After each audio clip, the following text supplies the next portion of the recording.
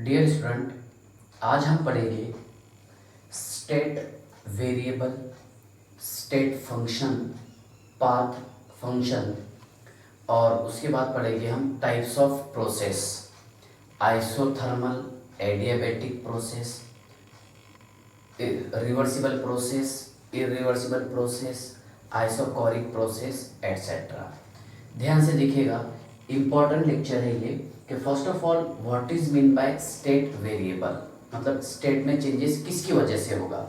ध्यान से देखिएगा, क्या every system has measurable thermodynamic property. Her system जो है मेजरेबल थर्मोडायनेमिक प्रॉपर्टी रखता है, जैसे temperature, pressure, volume, entropy, enthalpy, ठीक है, एटसेट्रा। इनको बोलेंगे हम स्टेट वेरिएबल। ध्यान से देखिएगा, पहले समझ लीजिए क्या है। तो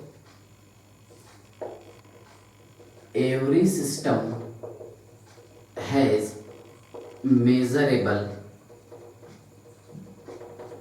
थर्मोडायनेमिक प्रॉपर्टी, थर्मोडायनेमिक प्रॉपर्टी।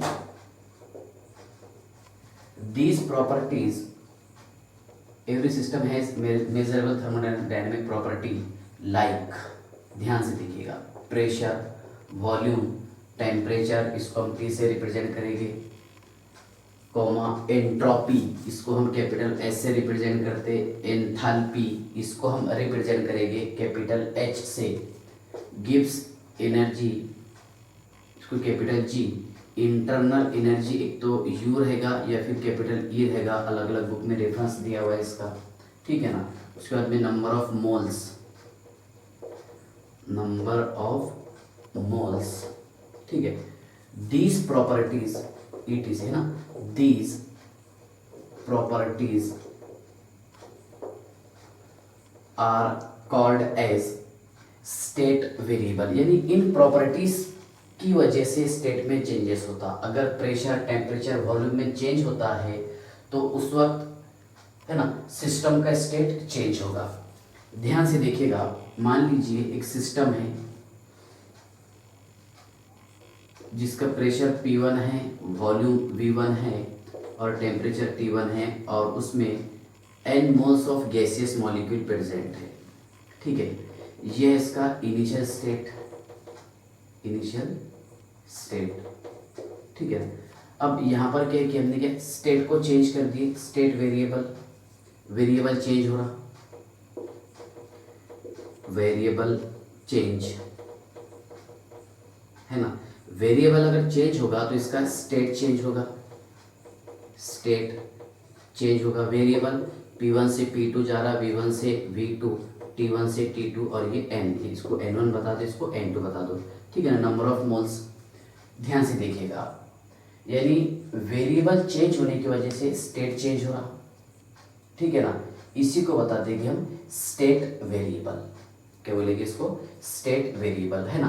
तो इसके एग्जांपल है pressure, volume, temperature, entropy, enthalpy, gives energy, internal energy, number of moles etcetera. ध्यान से देखिएगा, क्या अब स्टेट फंक्शन किसको बोलेंगे हम, ठीक है। स्टेट फंक्शन जो है, देखिए स्टेट फंक्शन ये एक तो इनिशियल स्टेट पर डिपेंड रहेगा या फिर फाइनल स्टेट पर डिपेंड रहेगा और इसके पाथ पर ये इंडिपेंडेंट रहता, ठीक है ना। ध्यान से देखिएगा, स्टेट फंक्शन क्या है, state function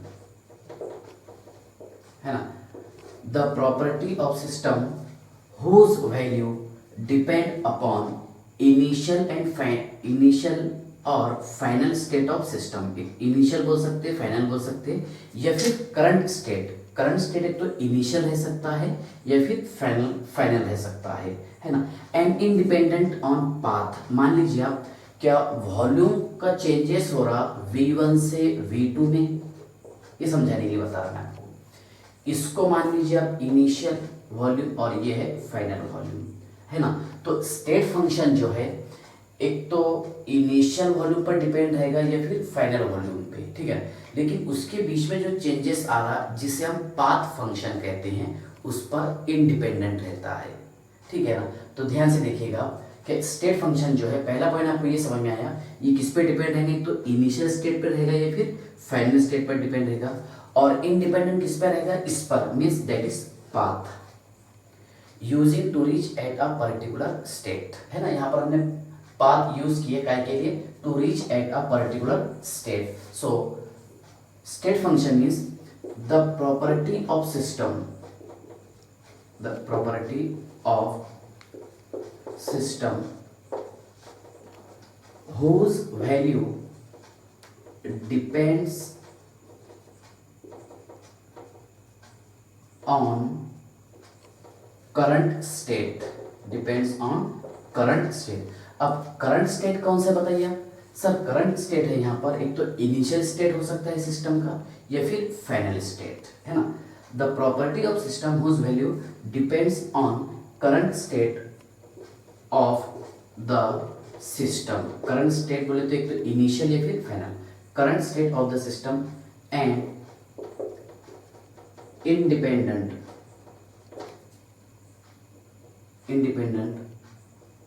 of the path, independent of the path मतलब ये पाथ पर इंडिपेंडेंट रहता, followed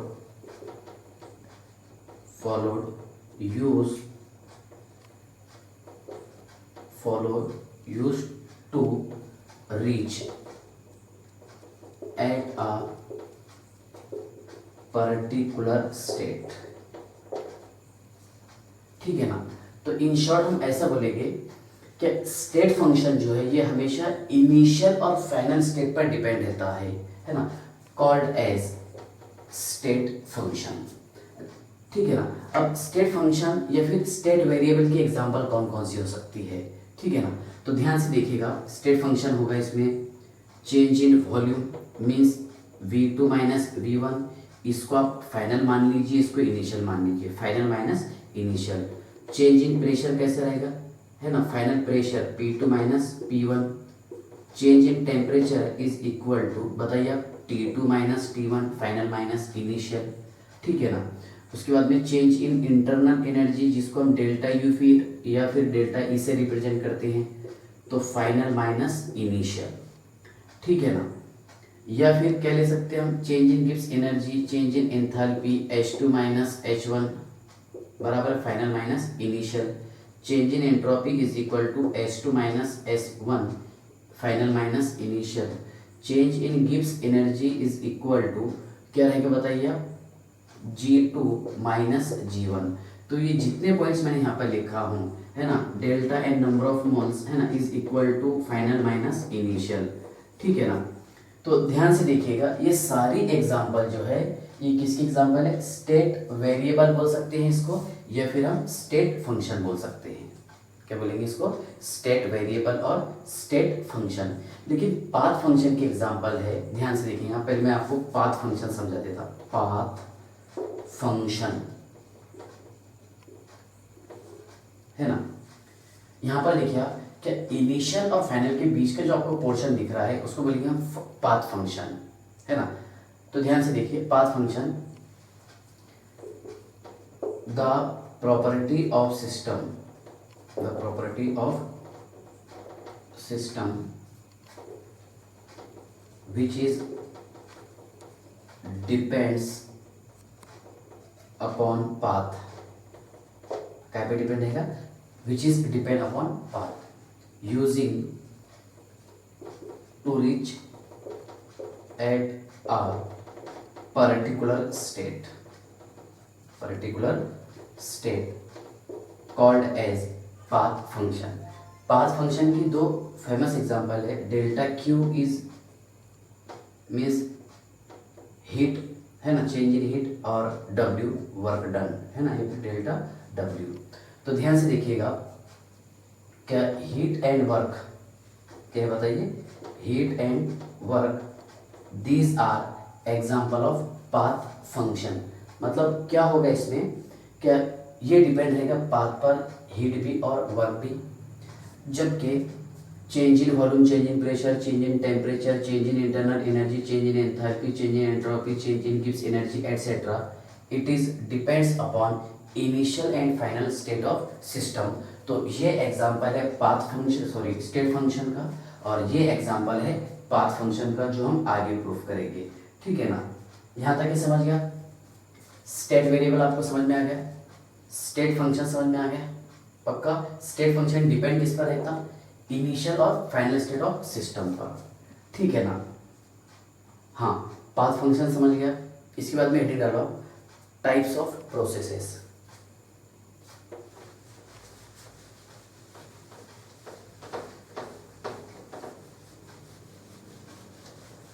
अच्छा, इसको और हम कैसे समझ सकते हैं, ध्यान से देखिए, एक छोटे से ग्राफ के थ्रू मैं आपको समझा देता हूँ, बाद में हेडिंग डालना हो।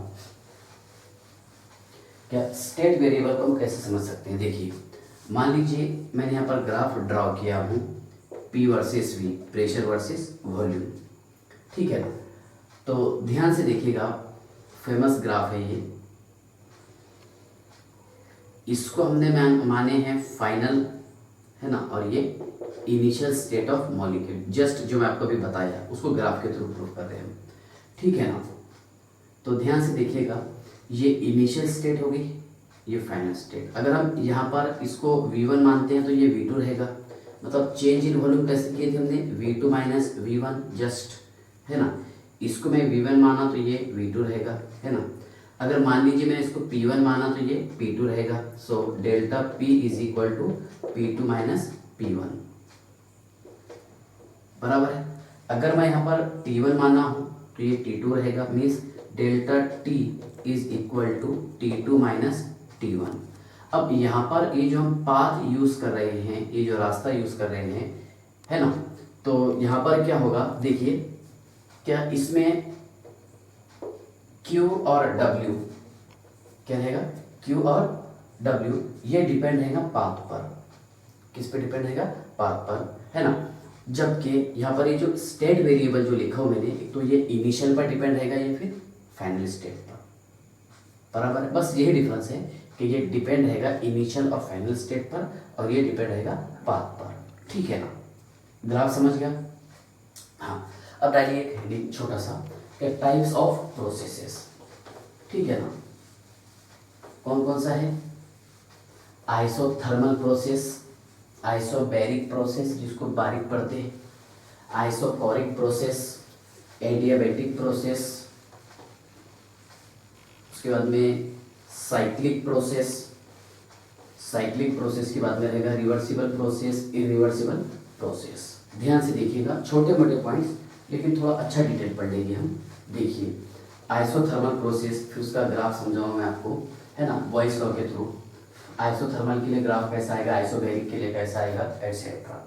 ध्यान से देखिए, नंबर 1 है, पहले टाइप्स ऑफ प्रोसेस डाल देते हैं, टाइप्स ऑफ प्रोसेस। ठीक है, प्रोसेस किसको बोलेंगे, रिएक्शन, मतलब वन स्टेट से किसी दूसरे स्टेट में कन्वर्ट होना। ठीक है ना, या फिर वन फॉर्म से किसी दूसरे फॉर्म में कन्वर्ट होना। तो इसमें नंबर 1 है आइसोथर्मल प्रोसेस। ध्यान से देखिएगा, आइसोथर्मल प्रोसेस। ठीक है ना, सेकंड है आइसोबारिक प्रोसेस या फिर आइसोबैरिक प्रोसेस। बारीक इसलिए पढ़ते हैं क्योंकि प्रेशर का यूनिट बार है, इसलिए अब हमारे थोड़ा अच्छा नहीं लगता, इसलिए बैरिक पढ़ लेते इसको। ठीक है, थर्ड देखिएगा, थर्ड है आइसोकोरिक प्रोसेस, और फोर्थ है एडियाबैटिक प्रोसेस, एडियाबैटिक प्रोसेस। ठीक है ना, और चलिए पहले मैं ये एक्सप्लेन कर दूँ, बाद में फिर साइक्लिक प्रोसेस पे। आइसो का मीनिंग सेम होगा, थर्मल तो टेम्परेचर, है ना, मीन्स ऐसा प्रोसेस जिसमें टेम्परेचर कांस्टेंट हो।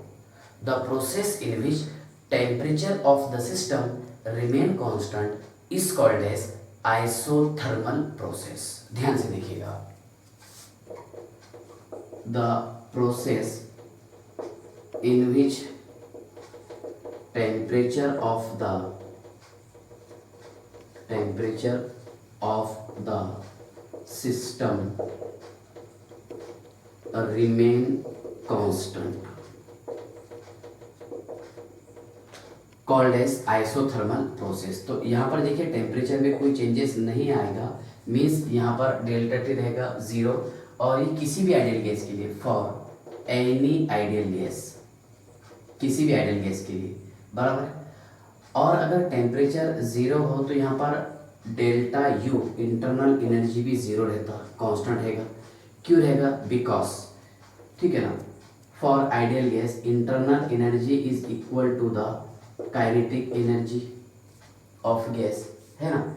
जितना काइनेटिक एनर्जी ऑफ गैस रहेगा उतना ही गैस का इंटरनल एनर्जी रहता, और kinetic energy of gas is directly proportional to the temperature, यानी जितना ज़्यादा टेम्परेचर इंक्रीज होगा गैस का काइनेटिक एनर्जी उतना ही ज़्यादा इंक्रीज होगा, ठीक है ना। लेकिन यहाँ पर हमने क्या बताया कि टेम्परेचर कांस्टेंट है तो इंटरनल एनर्जी भी कांस्टेंट हो जाएगी फॉर एनी आइडियल गैस, याद रखिएगा। Because the kinetic theory of gases, KTG, kinetic theory of gases is directly proportional to the temperature, ठीक है ना। तो यहाँ तक के समझ में आएगा आपको कि काइनेटिक एनर्जी काहे के डायरेक्टली प्रोपोर्शनल है? टेम्परेचर के। और काइनेटिक एनर्जी किसके इक्वल है? इंटरनल एनर्जी के, ठीक है ना। जब यहाँ पर टेम्परेचर कांस्टेंट है तो इंटरनल एनर्जी भी कांस्टेंट होगी, है ना। फॉर एग्जांपल, अब मैं आपको एग्जांपल समझाने के लिए बता रहा, देखिए बॉइलिंग ऑफ वाटर, वाटर जब बॉईल होता तो कितने टेम्परेचर पर होता? 100 डिग्री सेल्सियस पर। उस वक्त, उस समय उसका टेम्परेचर ना ही तो 100 डिग्री सेल्सियस से ज़्यादा रहता और ना ही कम रहता, मतलब उस वक्त वाटर का जो टेम्परेचर है कांस्टेंट रहता, दैट इज 100 डिग्री सेल्सियस, है ना। जब टेम्परेचर 100 डिग्री सेल्सियस होगा तो वाटर बॉइल्स हो जाता है, ठीक है ना। तो ध्यान से देखिएगा एग्जाम्पल है इसकी boiling of water, boiling of water, है ना, जहाँ पर टेम्परेचर कांस्टेंट है। या फिर एक एग्जांपल ये हो सकता है मेल्टिंग ऑफ आइस, जब आइस मेल्ट होगा उस वक्त भी टेम्परेचर कांस्टेंट रहेगा, ठीक है ना। अब देखिए यहाँ पर हम ग्राफ ड्रॉ करते हैं, प्रेशर वर्सेस वॉल्यूम, ठीक है ना, P वर्सेस V। देखिए पहले आप according to Boyle's law, according to Boyle's law, है ना, pressure is inversely proportional to the volume at temperature constant. Constant temperature पर गैस का प्रेशर ये इनवर्सली प्रोपोर्शनल रहता वॉल्यूम के, है ना। तो ध्यान से देखिएगा कि प्रेशर अगर इंक्रीज होगा तो गैस का वॉल्यूम डिक्रीज होगा, और इसका जो ग्राफ आएगा इस तरह आएगा, रेक्ट एंगुलर हाइपरबोला। कौन से प्रोसेस के लिए? आइसोथर्मल प्रोसेस के लिए, बराबर है। प्रेशर इंक्रीज हो तो वॉल्यूम डिक्रीज होगा, और वॉल्यूम अगर इंक्रीज हो रहा तो प्रेशर डिक्रीज होगा, ठीक है ना। P is inversely proportional to the volume. अब ध्यान से देखिए, पहला डेफिनेशन आपको समझ में आ गया, आइसोथर्मल समझ गया, जिसमें डेल्टा T और डेल्टा U दोनों भी कांस्टेंट रहते, 0 रहते, ठीक है ना। उसके बाद देखिएगा कि आइसोबैरिक प्रोसेस, जनरली इसको आइसोबारिक भी पढ़ते हैं, कोई प्रॉब्लम नहीं है पढ़ने से। प्रेशर का यूनिट क्या क्या है? बार है, पास्कल है, न्यूटन पर मीटर स्क्वायर है ना। उसके बाद में ATM है, एटसेट्रा। तो आइसोबारिक मतलब यहाँ पर प्रेशर कांस्टेंट रहेगा। अब मैं आपको एग्जांपल के थ्रू समझाता हूँ। मान लीजिए क्या कुछ केमिकल रिएक्शन, या फिर हम ऐसे समझ लीजिए आप, क्या हम यहाँ पर शरबत बना रहे घर पे, समझ लीजिए आप, क्या वाटर यूज़ किया, हमने इसमें शुगर और लेमन ऐड कर दिए एक कंटेनर के अंदर, और वो ओपन कंटेनर है, तो उस कंटेनर के अंदर का प्रेशर और कंटेनर के बाहर का प्रेशर, दोनों प्रेशर कांस्टेंट है, बराबर है। कंटेनर के अंदर का प्रेशर और कंटेनर के बाहर का प्रेशर दोनों भी कांस्टेंट है। That is an example of isobaric process, means the process in which pressure of the system remain constant is called as isobaric process। Example आपको समझ में आया? A chemical reaction takes place in open container। जो chemical reaction open container में होते हैं वो example रहेगी आइसोबैरिक प्रोसेस की, जो जस्ट मैं आपको अभी बताया, ठीक है। तो ध्यान से देखिए आप, the process in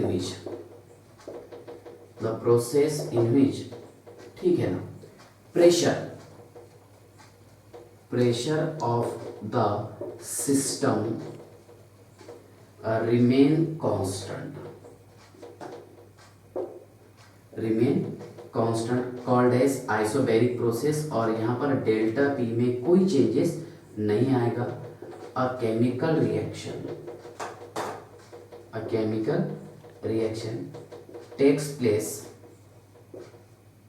in open container, मतलब ऐसे केमिकल रिएक्शन जो ओपन कंटेनर में होते हैं वो 90% एग्जाम्पल रहती है आइसोबैरिक प्रोसेस की, जहां पर प्रेशर कांस्टेंट रहेगा। अब ग्राफ देखिए आप, प्रेशर कांस्टेंट बोला मैंने आपको, है ना, तो क्या हम इसका ग्राफ ऐसा ड्रॉ कर सकते हैं? बिल्कुल कर लेंगे, क्योंकि यहां पर क्या है कि प्रेशर इसका कांस्टेंट है, प्रेशर में कोई चेंजेस नहीं आए, बराबर है ना, ठीक है। ये एग्जाम्पल है किसका? आइसोबैरिक प्रोसेस का। अब आइसोकोरिक प्रोसेस, मान लीजिए हमने शुगर प्लस वाटर लिए क्लोज कंटेनर के अंदर, अब दिन भर आप उसको शेक कर रहे हैं, 1 लीटर पानी ले लीजिए क्लोज कंटेनर में, दिन भर शेक कर रहे हैं आप, तो क्या उसके वॉल्यूम में कोई चेंजेस आएगा? नहीं, जितना वॉल्यूम है वो एज इट इज रहेगा। सॉल्यूशन आप जितना लिए उतने रहना कि उसमें चेंजेस आए नहीं, ठीक है ना। Means the process in which volume of the system remain constant is called as isochoric process, है ना। तो a chemical reaction takes place in close container, ऐसे केमिकल रिएक्शन जो क्लोज कंटेनर में होते हैं वो एग्जाम्पल रहेगी आइसोकोरिक प्रोसेस की, ठीक है। अ chemical reaction takes place in closed container, है ना। तो ध्यान से देखिए, the process in which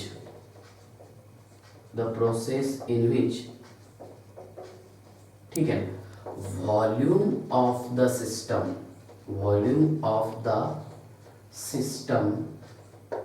remain constant, volume of the system remain constant called as, क्या बोलेंगे इसको, आइसोकोरिक प्रोसेस, और इसके वॉल्यूम में कोई चेंजेस नहीं आता। ये एग्जांपल लिखी हमने, बराबर।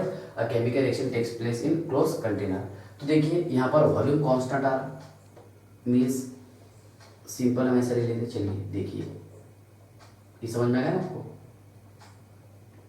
देखिए यहाँ पर क्या हुआ, क्या वॉल्यूम रिमेन कांस्टेंट है, यहाँ पर प्रेशर कांस्टेंट है, तो ये आइसोबैरिक हो जाएगा,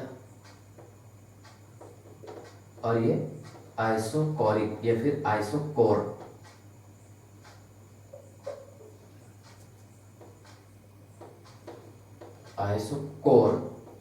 और ये आइसो बार या फिर आइसोबैरिक, ठीक है ना। अब एडियाबैटिक प्रोसेस देखिए, हॉट टी इन थर्मास, अगर हम गर्म चाय को थर्मास के अंदर रखेंगे तो वहाँ पर हीट का एक्सचेंज सिस्टम और सराउंडिंग के साथ में नहीं होगा, बराबर है ना, क्योंकि इसमें से हीट बाहर नहीं जाएगी। That is an example of adiabatic process, the process in which do not exchange of heat with system and its surrounding, ऐसा प्रोसेस जिसमें हीट का एक्सचेंज सिस्टम और सराउंडिंग के साथ नहीं होता है, उसे हम क्या कहते हैं, एडियाबैटिक प्रोसेस कहते हैं, ठीक है ना। देखिए आप, the process in which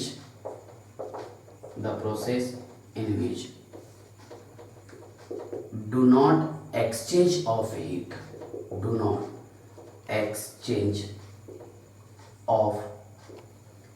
heat with system and its surrounding called as adiabatic process. तो यहाँ पर Q या फिर डेल्टा Q, इसमें कोई चेंजेस नहीं होगा, और ये एग्जाम्पल है, इसके एग्जाम्पल है हॉट टी इन थर्मास,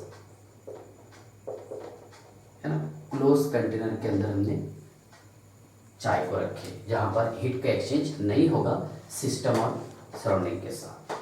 तो ये शार्पली ऐसा फॉल होगा, है ना, और ये है एडियाबैटिक की एक ग्राफ, ठीक है, याद रखिए प्रेशर वर्सेस वॉल्यूम है ना, इसके बीच में हमने ग्राफ लिए। तो आइसोबैरिक जिसमें प्रेशर कांस्टेंट रहेगा, आइसोकोरिक जिसमें वॉल्यूम कांस्टेंट रहेगा, आइसोथर्मल है ना कि प्रेशर अगर इंक्रीज होता है तो वॉल्यूम डिक्रीज होगा, क्योंकि इनवर्स के प्रोपोर्शनल बताया हमने यहाँ पर, ठीक है ना। उसके बाद में एडियाबैटिक का ग्राफ जो है जस्ट इसके नीचे आता आइसोथर्मल के, ठीक है ना। यहाँ तक के समझ गया पक्का। चलो इसका स्क्रीनशॉट ले लो और इसको नोट करते बैठो बाद में, ठीक है ना। इसमें कोई डाउट है क्या? अब देखिए साइक्लिक प्रोसेस क्या है।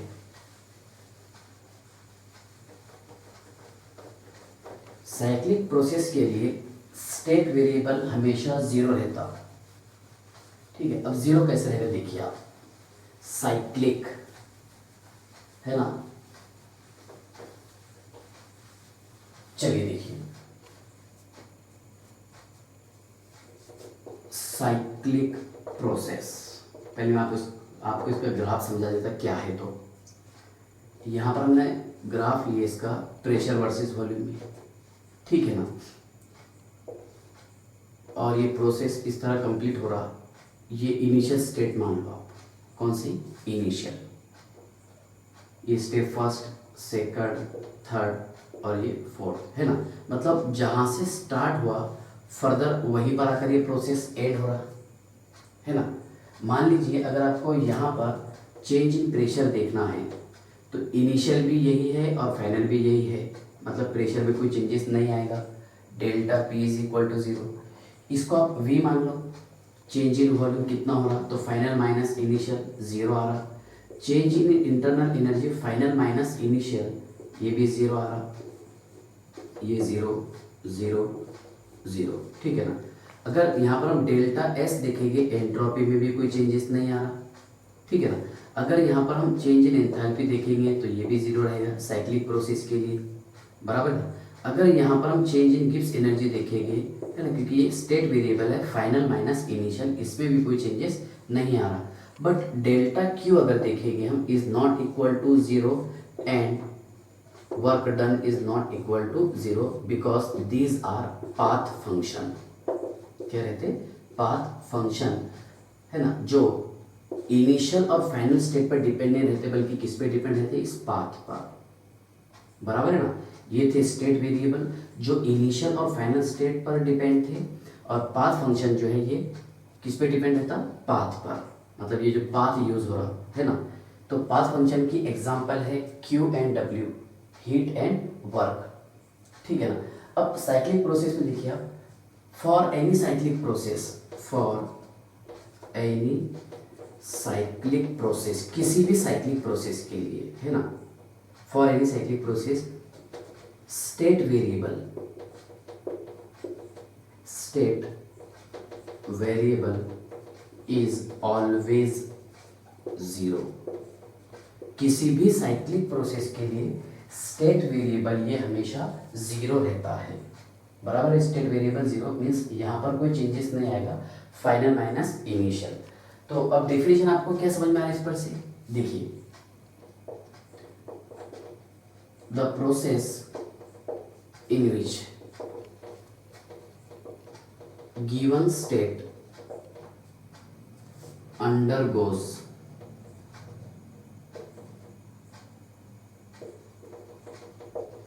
number of changes return to its initial state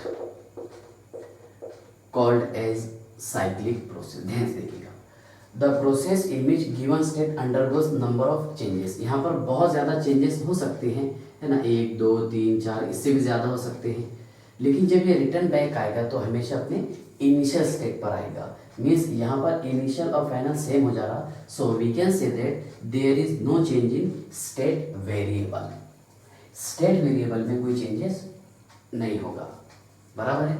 और यहाँ पर देखिए कि साइक्लिक प्रोसेस के लिए Q और W है ना, ये is these are not equal to zero, ये ज़ीरो के इक्वल नहीं रहते हैं, जबकि ये जो स्टेट वेरिएबल हमने लिखे हैं है ना, these are equal to the zero, ठीक है, याद रखना इंपॉर्टेंट पॉइंट है, ठीक है ना। हाँ, इसके बाद आप हेडिंग डालिए आइसोथर्मल तो हो गया, रिवर्सिबल एंड इरिवर्सिबल प्रोसेस। क्या डालेंगे हम? Reversible and irreversible process.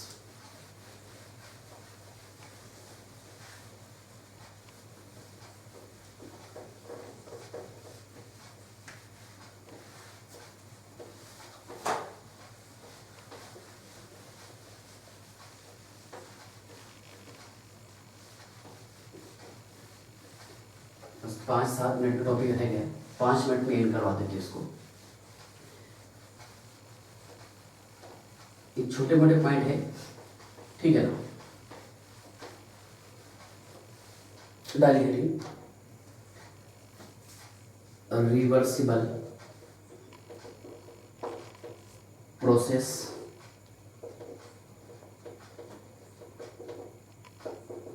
और इरिवर्सिबल प्रोसेस। एक है रिवर्सिबल प्रोसेस और इरिवर्सिबल प्रोसेस। ध्यान से देखिएगा, समझाने के लिए मैं आपको एक थोड़ा सा छोटा टेक्निक का यूज करता। R is converted to the product, reactant is converted to the product and product is converted to the reactant, बराबर ना। मीन्स देखिए क्या यहाँ पर क्या होगा, क्या रिएक्टेंट का कन्वर्जन प्रोडक्ट में हो रहा और प्रोडक्ट का कन्वर्जन रिएक्टेंट में हो रहा। मतलब ऐसा प्रोसेस है ना, अलग अलग रूप में मिलेगा आपको। क्या the process in which direction can be change called as, क्या बोलेंगे हम उसको, रिवर्सिबल प्रोसेस, बराबर है। और इरिवर्सिबल प्रोसेस देखिए, the process in which direction can not be change called as irreversible process, बराबर है। तो जनरली इसको हम यहाँ बताएंगे ड्राइविंग फोर्स, क्या बोलेंगे इसको, ड्राइविंग फोर्स। और ये रहेगा अपोजिंग फोर्स, अपोजिंग फोर्स, बराबर है। ये भी क्या है बताइए आप, ड्राइविंग फोर्स, और ये क्या है, अपोजिंग फोर्स, ठीक है ना। ध्यान से देखिए आप, क्या ऐसा प्रोसेस जिसमें ड्राइविंग फोर्स थोड़ी सी ज्यादा हो किससे, अपोजिंग फोर्स से, ठीक है ना। और फर्दर अपोजिंग फोर्स को थोड़ा सा इंक्रीज करने पर इसका कन्वर्जन होता है ड्राइविंग फोर्स में, जिसे हम रिवर्सिबल प्रोसेस कहते हैं। क्या बोलेंगे, रिवर्सिबल प्रोसेस। ध्यान से देखिएगा, the process in which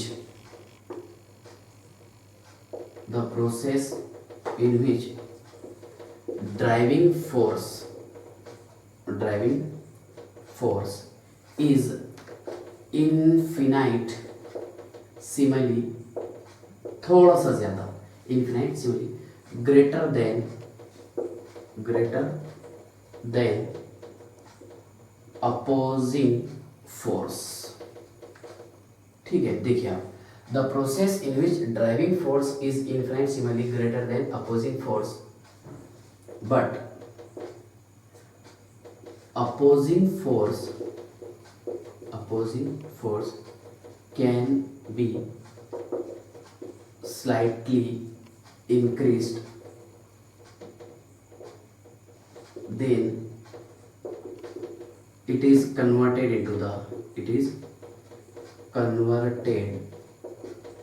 into the driving force called as reversible process, बराबर है ना। अब ध्यान से देखिएगा, क्या ऐसा प्रोसेस जिसमें ड्राइविंग फोर्स बहुत ज्यादा हो अपोजिंग फोर्स से, है ना, और अपोजिंग फोर्स का कन्वर्जन हम ड्राइविंग फोर्स में नहीं कर सकते, उसे हम इरिवर्सिबल प्रोसेस कहते हैं, है ना। जैसा ये स्पॉन्टेनियस प्रोसेस, तीर एक बार अगर कमान से बाहर निकल गया तो रिटर्न कभी नहीं आता, वो एग्जाम्पल किसका रहेगा, इरिवर्सिबल प्रोसेस का। जो स्पॉन्टेनियस प्रोसेस से रहते हैं, नेचुरल प्रोसेस है, और ये कि हाइपोथेसिस है, it is a hypothetical process. Difference में बताता मैं आपको। तो इसका डेफिनेशन कैसे लिखेंगे हम, कि the process in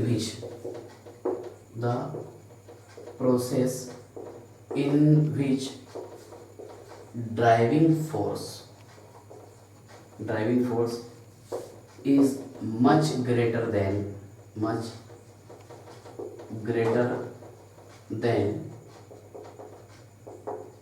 opposing force, बराबर है, but opposing force cannot be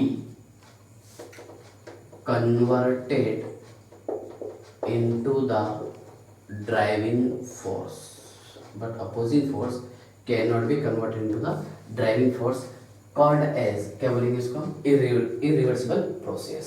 तो देखिए फर्स्ट पॉइंट कैसे लिखेंगे आप, in this driving force is infinite, है ना, similarly greater than opposing force, in this driving force is much greater than opposing force, है ना।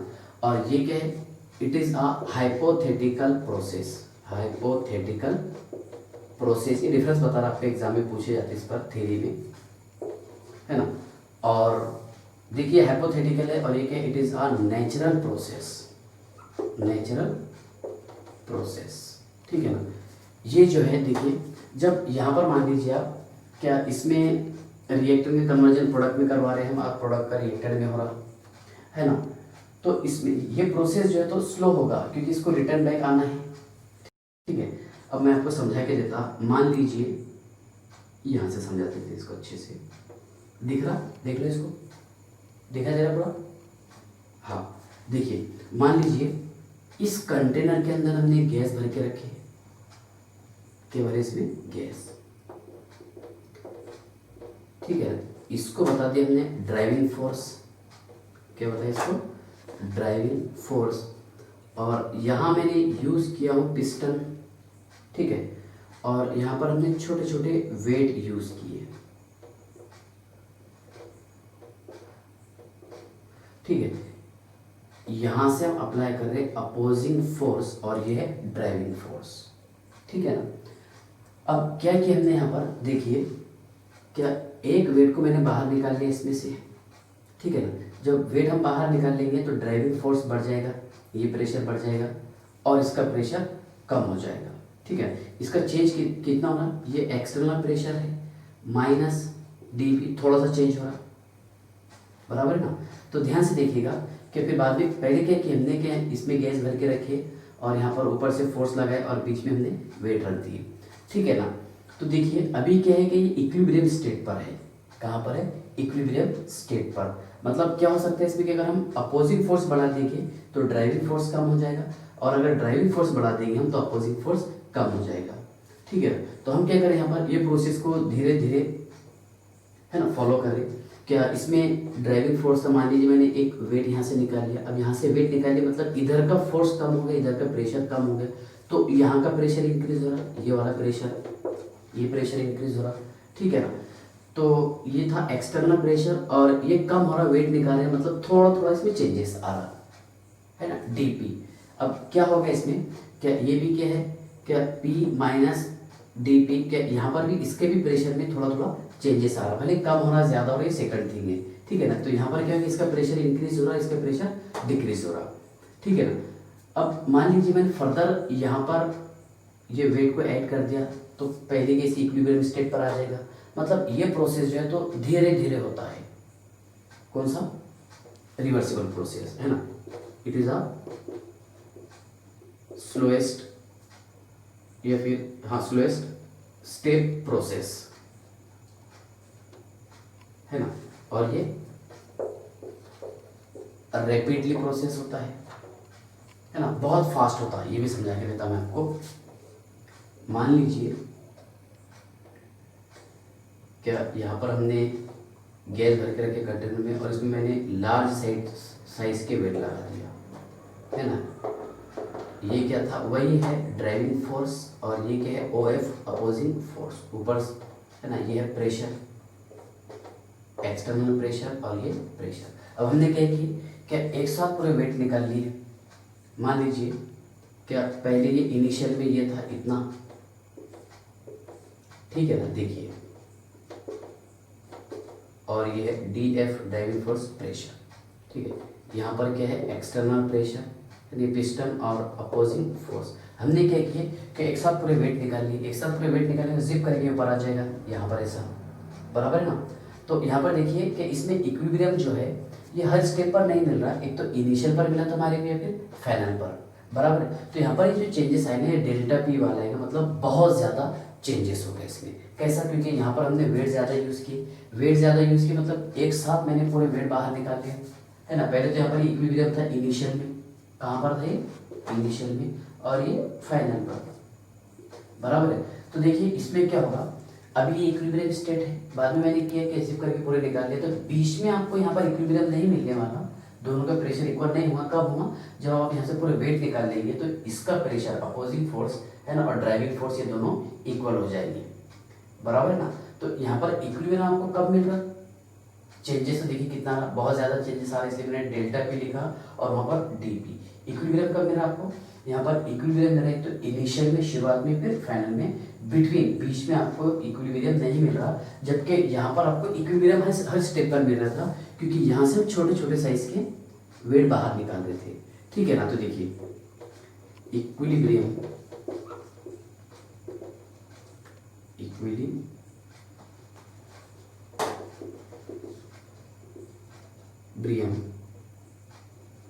एट एनी स्टेप, बराबर है। यहाँ पर इक्विलिब्रियम जो है कौन से भी स्टेप पर मिलेगा आपको, निकालेंगे आप वेट, फिर इक्विलिब्रियम हो जाएगा, फिर वेट निकालेंगे, फिर इक्विलिब्रियम हो जाएगा, बराबर है। लेकिन यहाँ पर आपको इक्विलिब्रियम कब मिल रहा, यानी driving force opposing force equal कब हो रहा? एक तो इनिशियली या फिर फाइनली। तो फोर्थ रहेगा, देखिए इक्विलिब्रियम एट इनिशियल और फाइनल स्टेप। इक्विलिब्रियम जो है आपको एक तो इनिशियली मिल रहा या फिर फाइनल स्टेप पे मिल रहा, ठीक है ना। यहाँ तक कि आपको समझ में आएगा रिवर्सिबल प्रोसेस, इरिवर्सिबल प्रोसेस, इसमें कोई डाउट है क्या आपको? अब देखिए इसमें क्या है, क्या वर्क डन, बराबर, इसमें W max maximum work obtain होता, जो हम आगे पढ़ेंगे। मैक्सिमम वर्क ऑब्टेन कब होगा मैं आपको कंसेप्ट बताने वाला हूँ, कंसेप्ट ऑफ मैक्सिमम वर्क अगले लेक्चर में, कि ड्राइविंग फोर्स जो है अपोजिंग फोर्स से ज़्यादा होना चाहिए, और हम स्लाइटली इंक्रीज करेंगे अपोजिंग फोर्स को, बराबर, थोड़ा सा छोटा रखेंगे ड्राइविंग फोर्स से, और उस स्टेप पर हमारे को मिलेगा मैक्सिमम वर्क, जो अगले लेक्चर में जिसको हम डिटेल पढ़ेंगे, ठीक है ना। तो अभी इतना याद रखिए क्या maximum work is obtain in reversible process, और यहाँ पर maximum work is not obtain, इसमें मैक्सिमम वर्क ऑब्टेन नहीं होता, ठीक है ना। तो यहाँ तक के समझ गया पक्का? चलो आप पॉज करके इसको नोट कर लीजिए, ठीक है। यहाँ तक के समझ में आ गया आपको? हाँ, ये पॉज करके नोट कर लीजिए। अब इसके बाद फिर मैं आपको समझा दूंगा कि मैक्सिमम वर्क कब ऑब्टेन होगा, ठीक है ना। मैक्सिमम वर्क ऑब्टेन होने के लिए ये कंडीशन है कि driving force should be infinite, है ना, similarly greater than opposing force, but opposing force should be slightly less than driving force, then maximum work is obtain, ठीक है ना। तो मैक्सिमम वर्क का जो कंसेप्ट है बहुत ज़बरदस्त है, ठीक है। तो अगले लेक्चर में हम कोशिश करेंगे कि मैक्सिमम वर्क पढ़ लें, या फिर हीट वगैरह के जो कंसेप्ट है वो पढ़ लेंगे, ठीक है। बाय।